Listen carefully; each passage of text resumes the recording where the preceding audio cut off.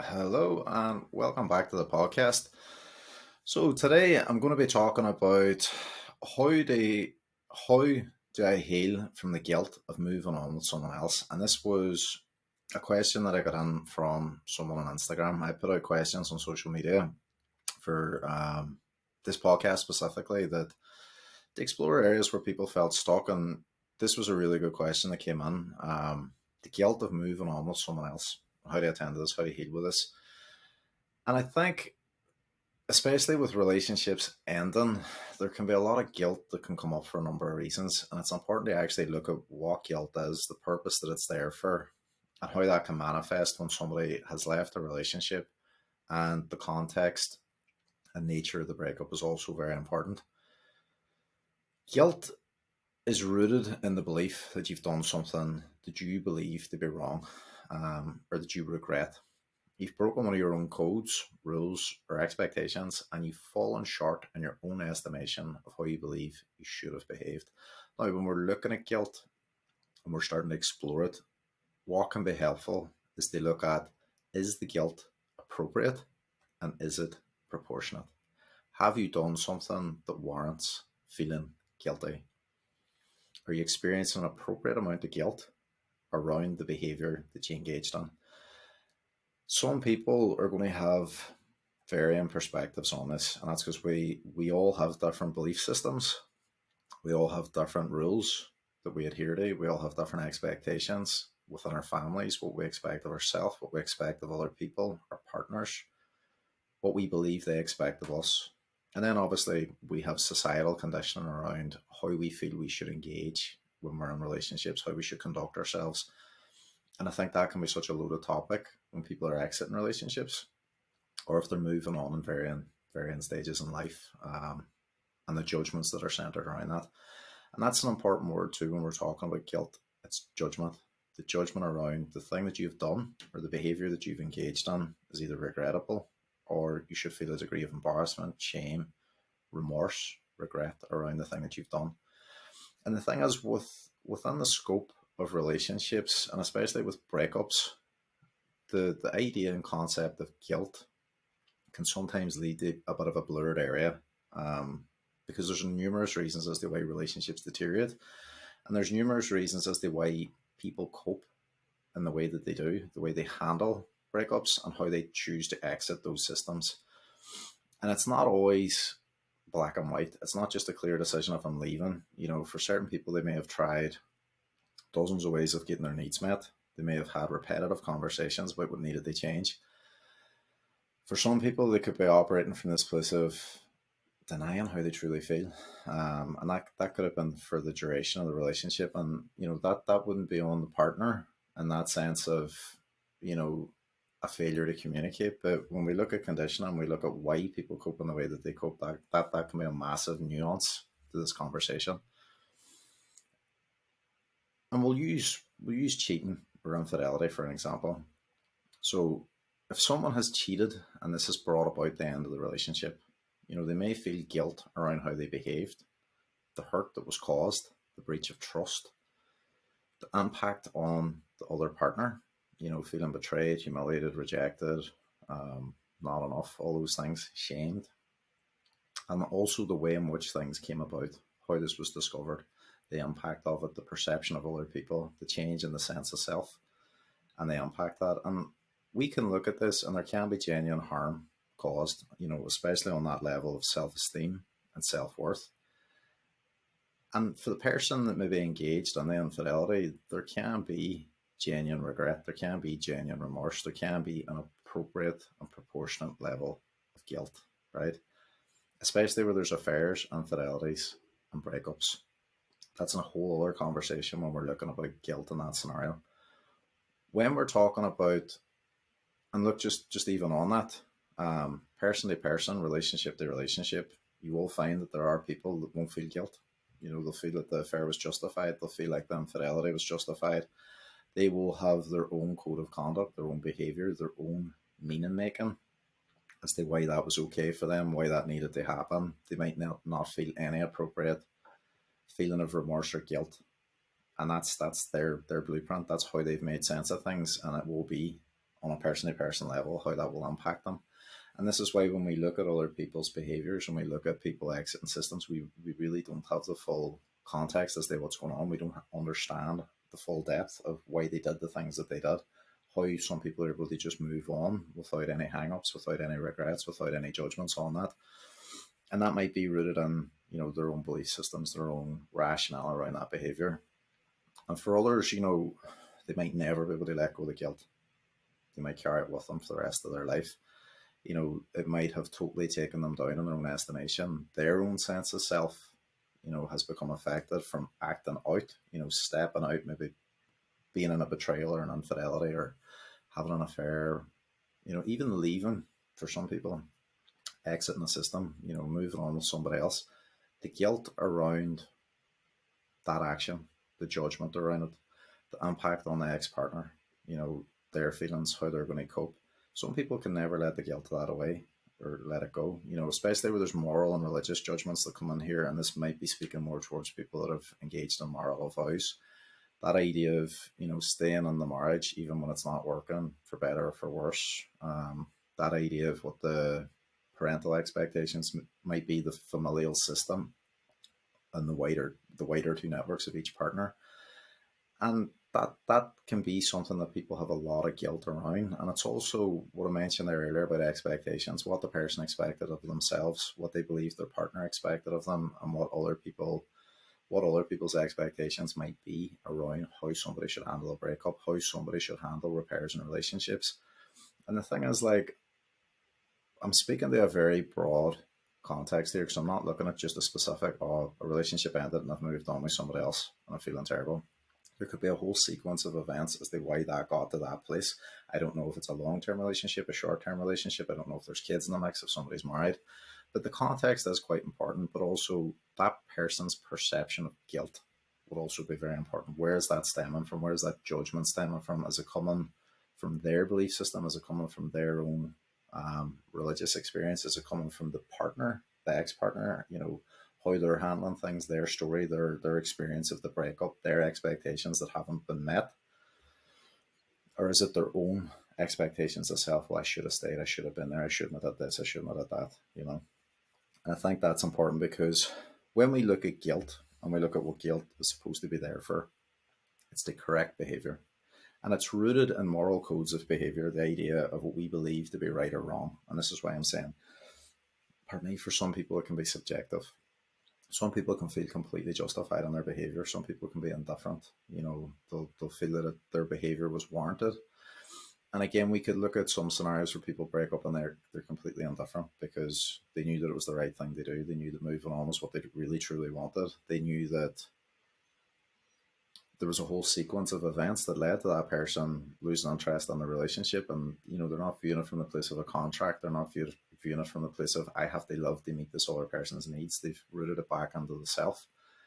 And that idea of right and wrong, that idea of the judgment centered around that and the expectation centered around that, as I mentioned, is unique, person to person, background to background. Religious elements are a factor, societal expectations are a factor.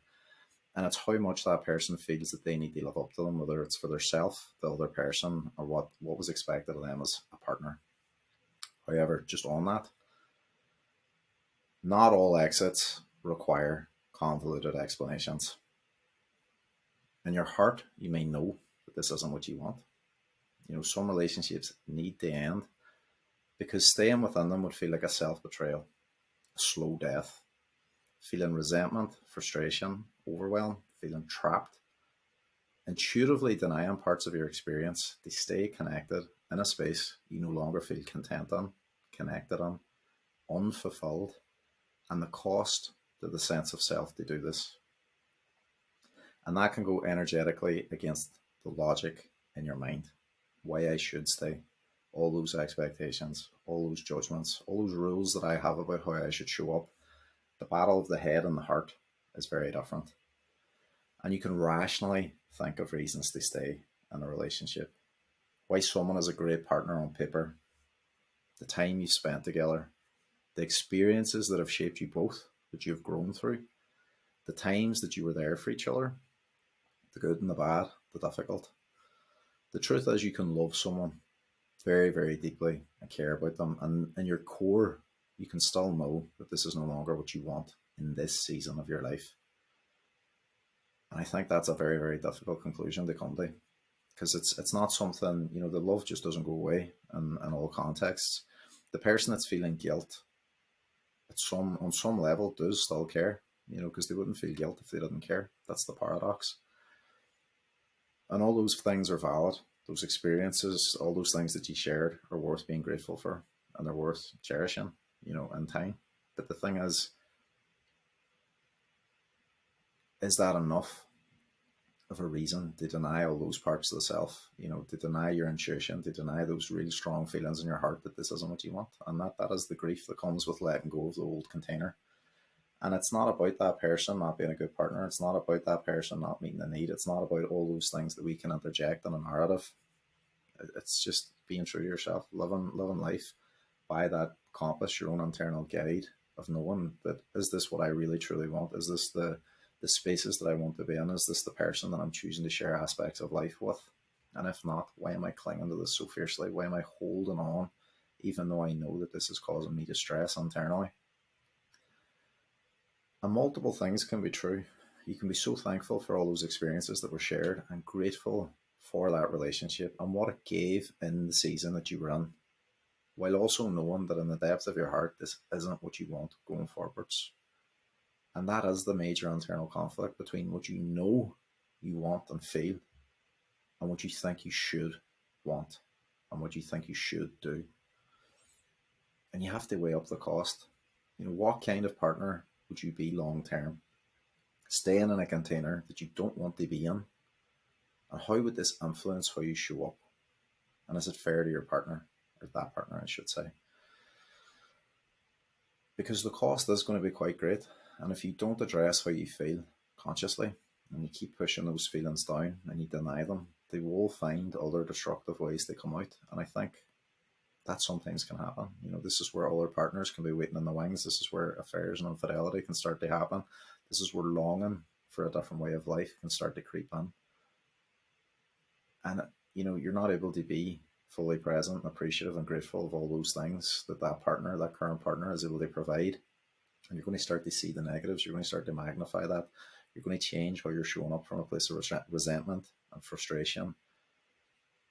And that is going to affect the connection because you're not being true to yourself. And energetically, we can feel this with partners, and it's worth exploring internally and taking time. Are you staying out of commitment, obligation, or even dependence? Who would this person be if you weren't in their life? Would they be able to cope without you? How much responsibility have you taken for how they show up in life? This could be with their career, could be with their finances, could be their ability to take care of themselves. Do you plan everything for them? Are you their crutch? Is this how you have felt needed and connected through life? And is this the bar, or do you actually let this go? In terms of commitment and obligation, is it because you've spent X amount of years together? So should you spend another 5, 10 before it's okay to leave? Before you admit to yourself how you really feel? Have you always taken on this responsibility? Or are you just coming to terms with the fact that this is the way it's been for such a long time and you don't want to do this anymore? And again, context is also very important because some people might have married, they may have taken vows, religious commitments, and that can be a major source of guilt. And once it's connected to faith, whether you're Christian or, from another religion, guilt manifests in different ways, but underneath that is the judgment again, the idea that I've fallen short of an expectation, I am now less than, or something about me has now changed as a result of this behavior.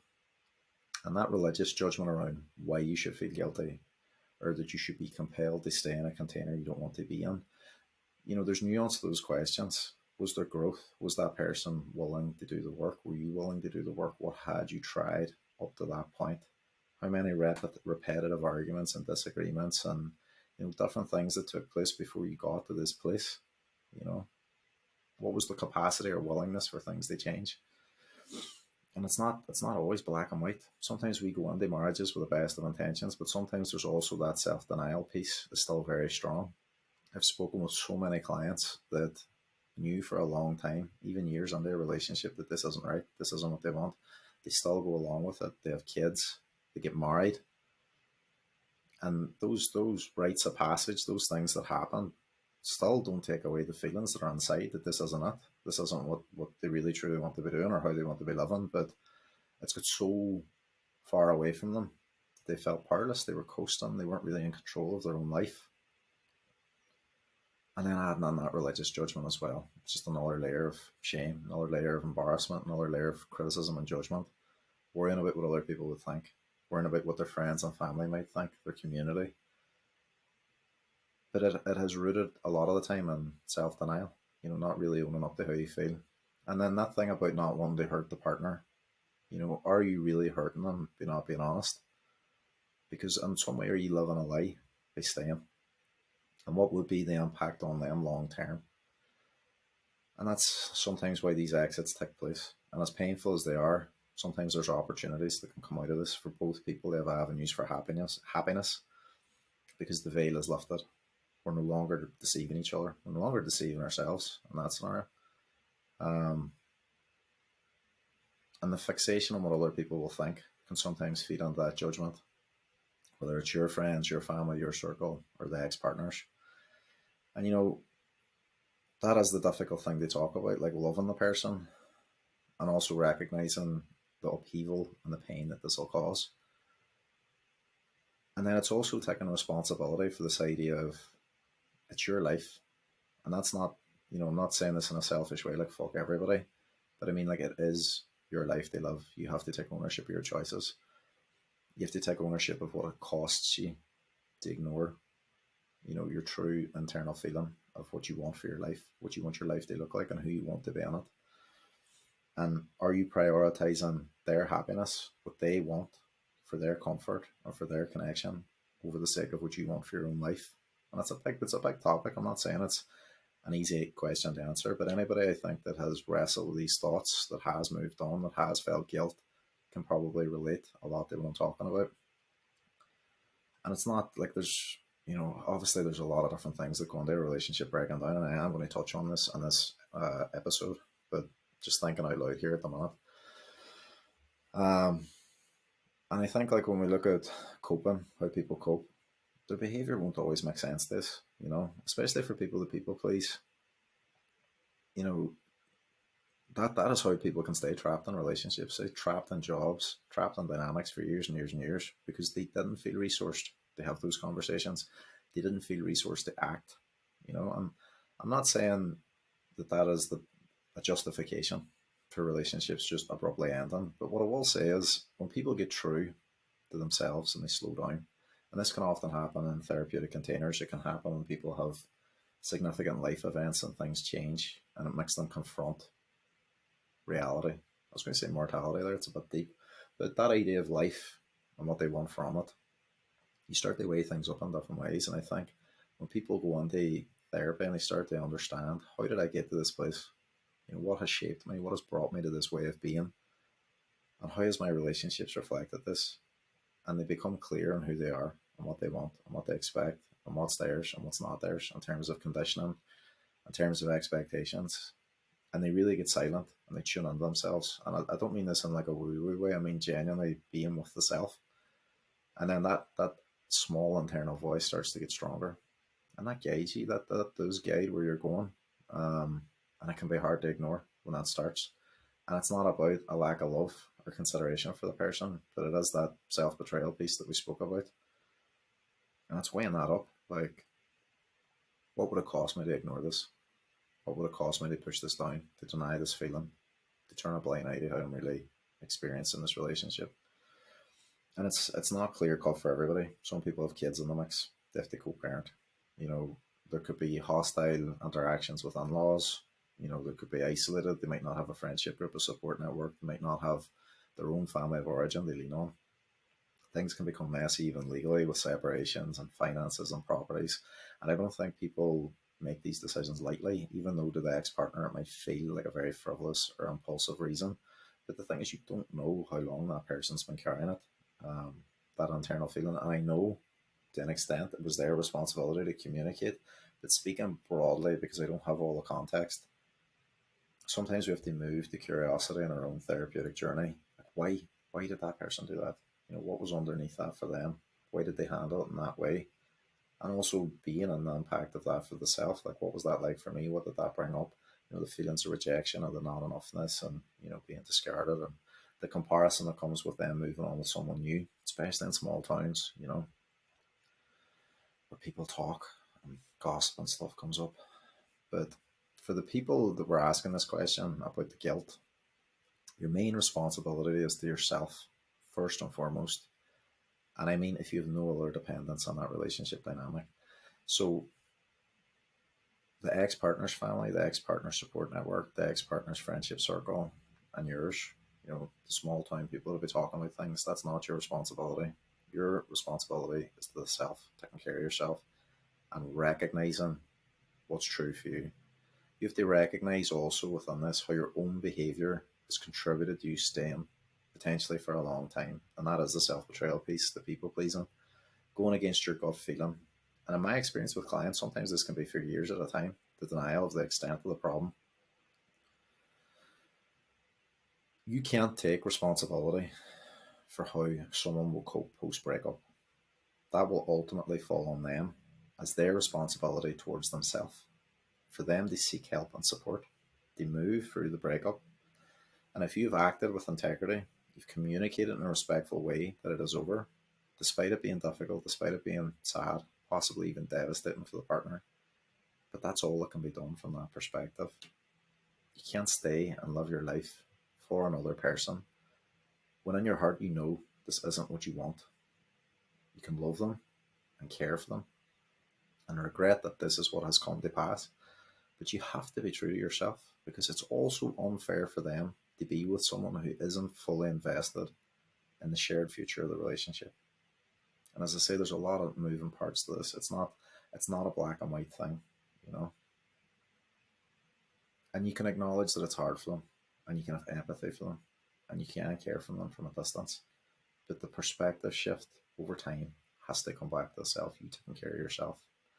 Now, I feel like it's important while we're on this topic, just looking at connection and connection waning in relationships, and unmet needs that sometimes can drive relationships breaking down. And there's been lots of studies done as to why relationships end, but they're not always the things that come to the forefront of our mind. And I just wanted to run through a few of these wee points, just so that you've got a bit of food for thought. If you are the person struggling with guilt as to why, why did I eventually move on? Why did I decide to let go of that relationship? And one of the big ones that comes up, and it's not a sexy topic, it's lack of communication or dysfunctional communication patterns.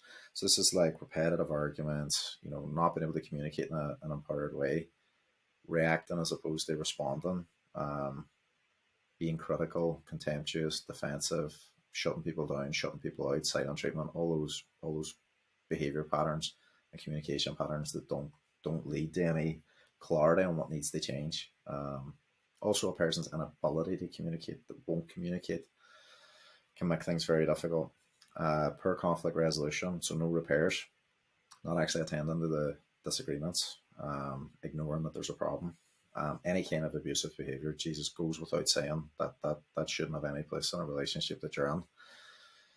Differences in values and goals. I think this is a big one too. So wanting different things in life and potentially at different stages. So you could be with somebody 3, 4, 5 years, and that person may grow and change substantially. They might decide that they don't want to get married, they don't want to settle down, they don't want kids, they want to travel, they want to prioritize work and their career.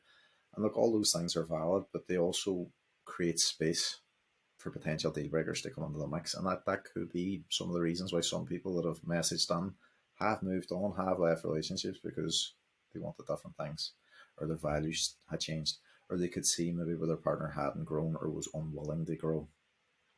And the cost of that long term to stay in.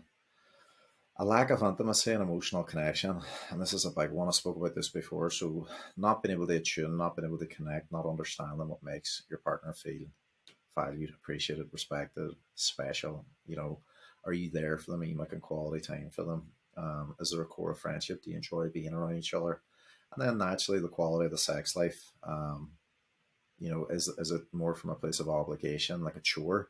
Is it something that you resent? There's maybe a lack of connection emotionally that's leading to a lack of connection physically.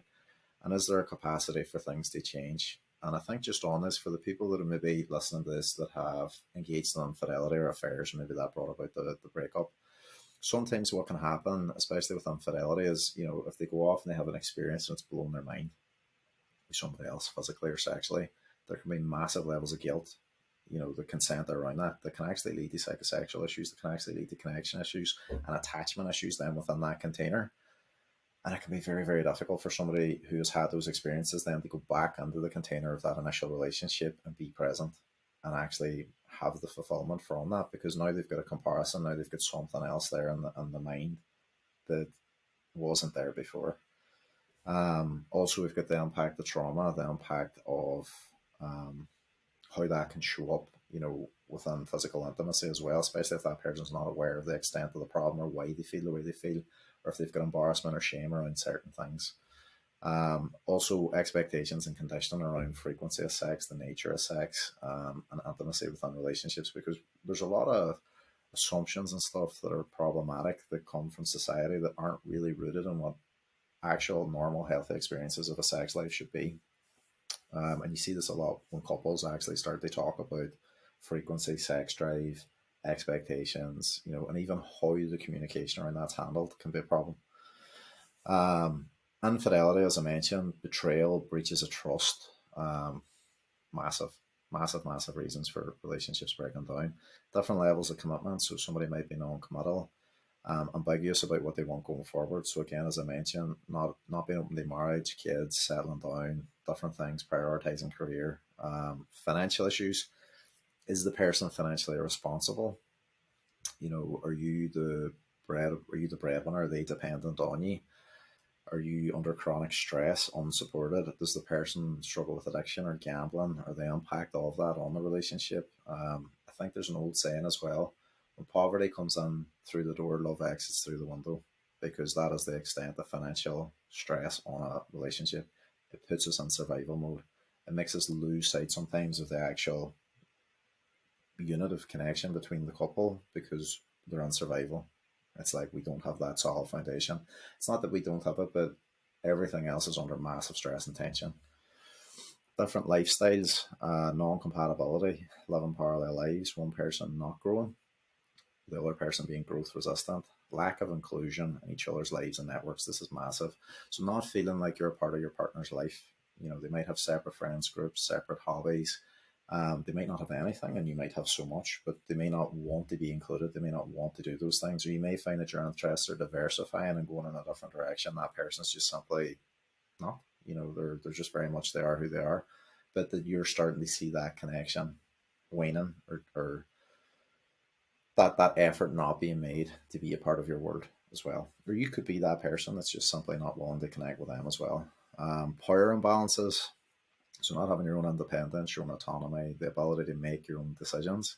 Any form of abusive behavior goes without saying: physical, emotional, financial, sexual, digital, any of those things.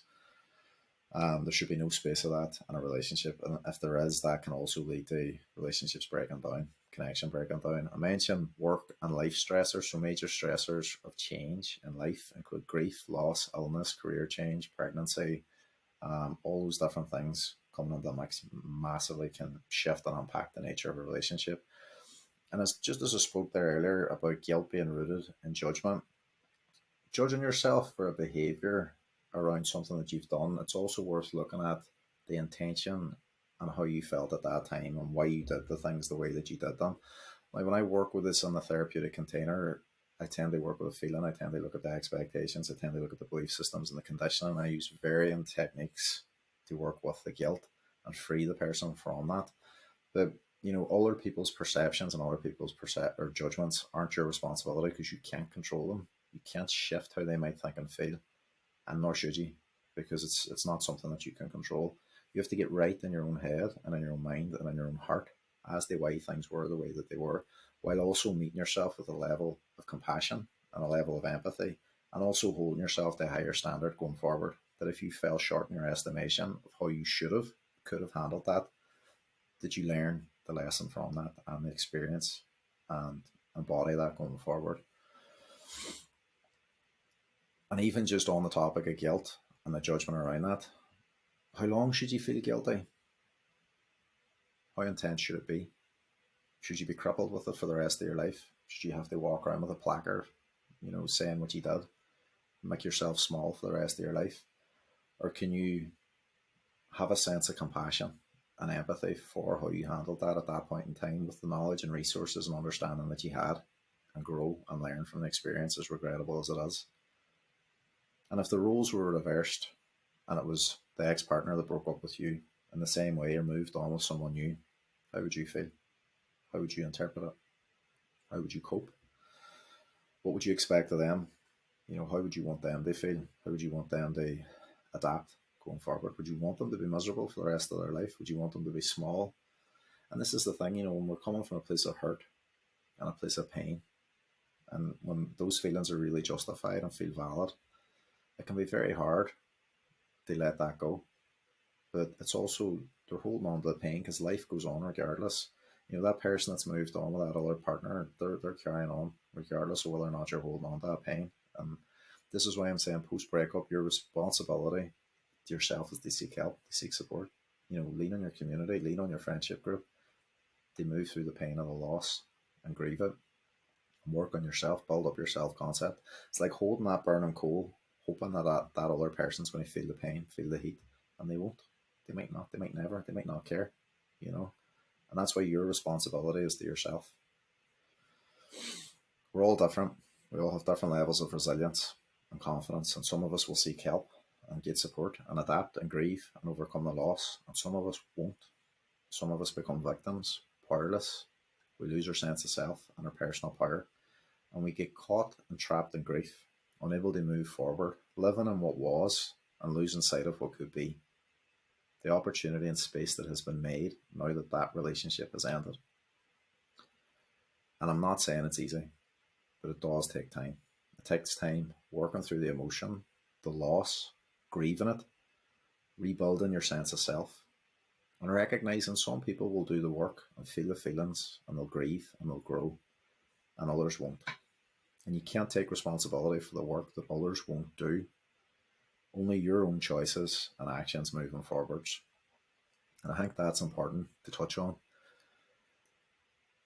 When we're living from a place of grief and a place of guilt around what we've done and the harm that we've caused, sometimes we can unknowingly pull ourselves back into that cycle. We're trying to help that person through the impact of what we've done.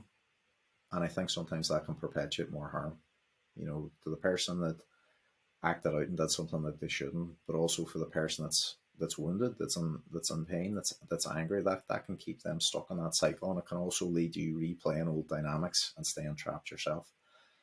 And it's all that conditioning, all that judgment, and all those thoughts and feelings that keep you back in that mix. And that's you trying to alleviate your own sense of guilt. Trying to be there for that person, still trying to manage their business, still trying to manage those things in their life that they thought that they would never be able to do without you. They'll show you in time, because they have to take responsibility for it. They have to take ownership for it. And if they allow all those things to collapse, if they allow all those things to fall by the wayside because you're no longer there, there's also a choice within that. They haven't chosen to adapt. They haven't chosen to learn new skills, learn new resources, meet the deficit where they were lacking before, whether that's cooking, cleaning, admin, different things. We're resilient. We learn to move through these things in the face of loss, but you can't take responsibility for the work that others won't do. And this is going to sound judgy, and it might sting for some people will thrive in victimhood because they now have attention, they now have significance, they now have a story around why things are so shit,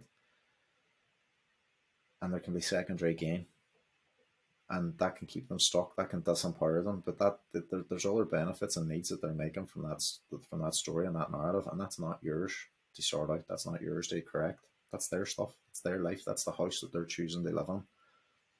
And you just have to let them. You have to lovingly detach, as painful as it is, And in the context of moving forwards with someone new, for the partner that's been left behind, naturally it can hurt, especially in small towns, as I said, where people gossip and people add things on and embellish and carry stories, And especially when you're the one that's exited a relationship and you've entered into a new one, especially if it's very fast, it can make people feel like that person was waiting in the wings, that there was different things going on. And that, yeah, that might be true. And it can be overwhelming for the ex-partner. And especially if they know the person, because it's those small town things again. It's just another layer of hurt, another layer of betrayal, another layer of harm. And they might struggle to accept that this is happening. And it's shit. Like, it is absolutely awful that these things can happen.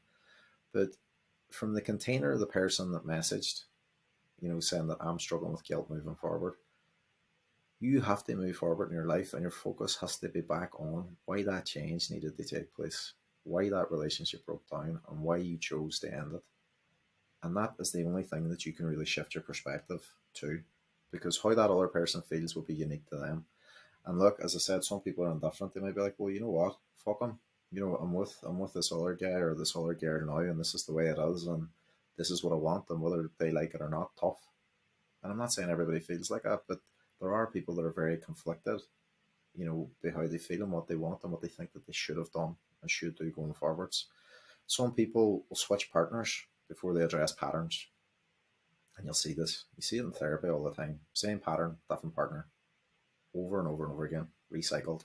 Even looking at the timeline of how long they run the relationship, it starts to become apparent. And it's not to say that they're the only common denominator, but you can see it. You can kind of see where they're failing to address, their needs, what they want, their condition, all those different things. Before looking at what was lacking and what could have been changed, they were looking for a replacement. They were looking for something different. And that can be hard for the ex-partner. It can be devastating, but it's also looking at the opportunity that's created here within the space of somebody else to come in. And that's where the grief work comes in. That's where the work on the self-esteem comes in, the self-worth, and not letting that define you, not letting that person's rejection or not letting that relationship end and define you, because it's an experience. It was a relational experience. It will have taught you something about yourself, taught you something about partners. And it's about not internalizing that message of I wasn't enough, or if I was more this, then that wouldn't have happened. Because the truth is, what wasn't communicated, you can't assume. And even the things that are communicated, sometimes it's coming from a place of pain, a place of hurt, a place of poison, where they're trying to influence or affect how you see yourself. And it's about what you know to be true. How did I show up? What can I learn from this? What can I transform going forward so that I don't have to go through this again, and I don't close my heart off to meeting new people and having a fulfilling relationship, so that I don't carry this forward. I don't carry this mistrust forward. I don't carry this fear of abandonment. I don't carry this fear of rejection. I don't carry this fear of not enoughness with me. I can let it go. I can let it be in the past. I can grieve it for what it was in that container, and recognize and look that this wasn't the person that I thought it was. And I think just on that, for anybody that is maybe looking at this from the lens of Jesus, well, that person moved on very fast. You don't know. You don't know all the options that were exhausted before that person got that place. Only they know the depth of context that's there. When relationships end and somebody moves on with somebody new, if you're not in the relationship, you don't know. You genuinely don't know. Nor is it it's nobody's business bar the two people that were in the relationship before. And obviously the new person that's on the mix now. Those support networks, all the people that were intimately connected, that system are affected because they care. See everybody outside that? It's just gossip. It's just perceptions. You've got your story, you've got the ex's story, and then you've got the truth, the overall context. Everything outside of that is just perceptions and assumptions for the people that aren't a part of that system. And for every single person connected that, in the media say, whether it's the partner, the ex-partner, or the new partner, everything is going to feel true to them on their own level, what their sense of personal truth. And it can be tough because you can have completely opposing views as to how things were. So that's why I'm saying, stop trying to get caught in a story. Stop trying to influence other people's perceptions and judgments, and stay true to yourself. Take care of yourself. Come back to what you know to be true. Why did it have to end? And if you acted in a regrettable way, what can you do differently going forward? How can you learn from this? How can you make amends? If it's possible, and if it's not possible, how can you attend to that grief and guilt and judgment in yourself to transform that so you don't make the same mistakes going forward? And the thing is, like, just on that, for people that are in small towns, you would be surprised how little a fuck some people give, because it is just scandal, it is just gossip, it's just a story. But at the end of that story, there's two human beings, somebody that's been really hurt and somebody that's really struggling with a decision. and that's their life, and that they're at the center of that. They will feel like that's their whole existence swallowing them up, and that everybody's got this thought and feeling, this like nameless, shapeless monster that's judging them. And the strangers in the street, they're worried about who's got a feeling, who's got an opinion, who's got this, that, and the other. And the truth is, like, for most people, they don't give a fuck. They're wrapped up in their own stuff. It's the people who are intimately connected the most in the system that are affected. For other people, it's just passing gossip. That's all it is. And it always passes. It always passes. When you're in the eye of the storm, it can feel overwhelming, but it passes. And then the reality is, life goes on. You have to make your bed in this new, well, I hate that saying, make your bed, but you're in this new relationship container with this new person. Set the intention. How's things going to be different this time? What way are you going to show up? What way are you going to learn from that previous relationship? And for the person that was hurt, or from the person that was left behind, how are you going to learn from this? What are you going to do differently? What are you going to change and transform once you've grieved this? The person that's moved on, your responsibility is to stay in integrity, to regulate your emotions and focus what's under your control and what's actually your responsibility. That's true for both of you, both partner and the ex-partner. But again, not everybody's going to adopt this mindset. And this is where I personally feel therapy, coaching can be invaluable, helping people move forwards. And that's like, I work with that so much. I've had so many clients where I'm dealing with them post breakup, and there could be mad behavior going on. There could be wounding and trauma and stuff that I have to attend to, but it's also supporting them through the grief and the immediacy of the breakup. And that puts people, it fast tracks people through a lot of things, having that support system in place. And for the person that's struggling with the guilt, like even those questions that I asked at the start, how long should you be feeling guilty? How intense should the guilt be? Are you going to judge and berate yourself the rest of your life? And should you? Even just looking at it from that, where are those judgments coming from? Where are those expectations coming from? And I think like just recognizing you can totally transform your quality of life, your sense of self, how you show up in the world, how you show up in future relationships, and heal.